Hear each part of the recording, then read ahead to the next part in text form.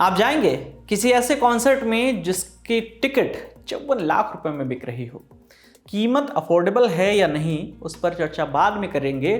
पहले ये बताइए कि किसी लाइव कॉन्सर्ट में बजट होने के बाद भी कोई 54 लाख रुपए खर्च करके टिकट खरीदेगा? हम जैसे आम मिडिल क्लास लोगों का जवाब तो शायद ना ही होगा, लेकिन दुनिया में ऐसे लोग हैं जो टिकट खरीद रहे हैं। इंटरनेशनल पॉप स्टार्स के लिए तो फिर भी शायद ये कॉमन सी बात होगी, मगर इंडिया में ये परचम मशहूर सिंगर दिलजीत दोसांझ लहरा रहे हैं। परचम तो इतना बड़ा है कि 234 करोड़ कमाई का भी दावा किया जा रहा है। 54 लाख 234 करोड़ कहाँ से आए हैं ये बड़े बड़े आंकड़े? चलिए समझते हैं और समझाते हैं। इंडिया के स्टार सिंगर दिलजीत दोसांझ इन दिनों दिल्लुमिनाटी नाम से एक कॉन्सर्ट टूर कर रहे हैं। ये टूर दुनिया के अलग अलग देशों में हो रहा है। हाल ही में टूर का नॉर्थ अमेरिकन पार्ट पूरा हुआ है। अब इसका यूरोपीय और भारतीय पार्ट जो है वो शुरू होने को है। नए चरण के शुरू होने से पहले दिलजीत दोसांझ की मैनेजर सोनाली सिंह ने कनेक्ट सिने नाम के एक यूट्यूब चैनल को इंटरव्यू दिया। इस इंटरव्यू में उन्होंने दिलजीत के कॉन्सर्ट से जुड़ी कुछ इंसाइट भी शेयर की। ये इंसाइट मुख्य रूप से नॉर्थ अमेरिका में हुए दिलजीत दोसांझ के कॉन्सर्ट से जुड़े हुए थे। सोनाली ने बताया कि कुछ रीसेलर थे जो टिकट को $64,000 करीब 54 लाख रुपए और $55,000 यानी करीब 46 लाख रुपए तक में बेच रहे थे। इसी तरह कई खरीदार भी थे जो इन टिकटों को उसी कीमत पर खरीद भी रहे थे। हालांकि टिकट की ये कीमतें उनकी आधिकारिक कीमत नहीं थी। ऑर्गेनाइजर ने तो इसकी अलग कीमत तय की थी और उसी में उन्हें बेचा भी था। सोनाली ने इस बारे में कहा कि ये टिकट की ऑफिशियल प्राइस नहीं थे, लेकिन ये एक चलन है जहां लोग पहले टिकट खरीद लेते हैं फिर उसे बढ़ी हुई कीमतों पर बेच देते हैं। सोनाली ने ऑफिशियल कमाई के बारे में भी बताया। उन्होंने कहा कि हमने दिलजीत के नॉर्थ अमेरिका दिल्लुमिनाटी टूर में करीब 28 मिलियन इंडियन करेंसी में अगर बात करें तो 234 करोड़ रुपए की कमाई कर ली है। यूरोप में होने वाले कॉन्सर्ट में उनके कुछ कॉन्सर्ट यूके यानी यूनाइटेड किंगडम में भी होंगे। पहले शो की सारी टिकटें चंद घंटों में बिक गई थी। फिर दिलजीत की टीम ने वहां दूसरा शो भी ऑर्गेनाइज करवाया, उसके भी टिकट अगले दिन तक पूरी बिक गई थी।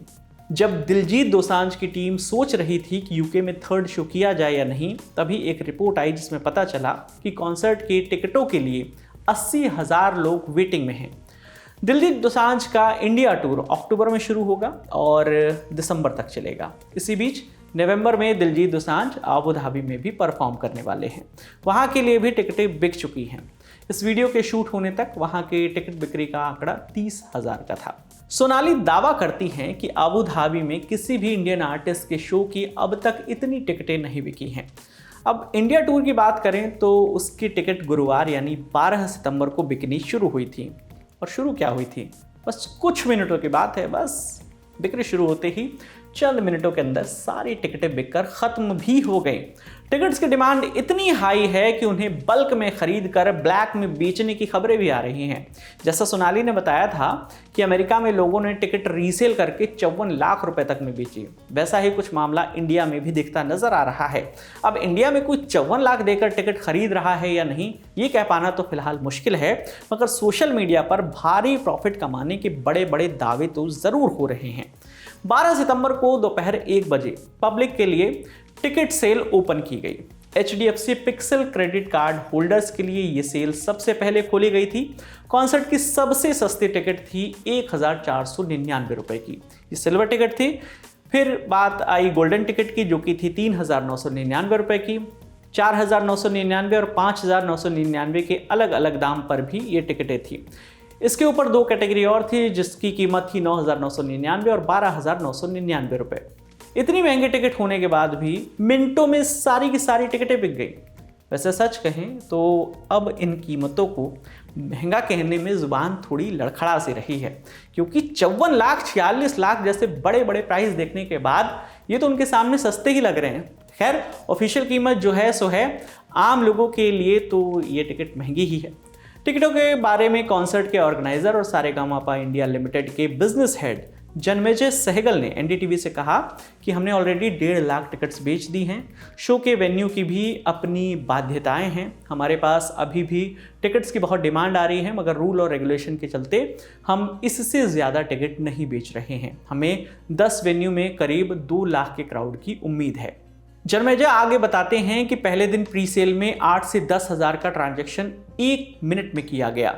सिर्फ 15 मिनट में 1 लाख टिकटें बिक चुकी थी।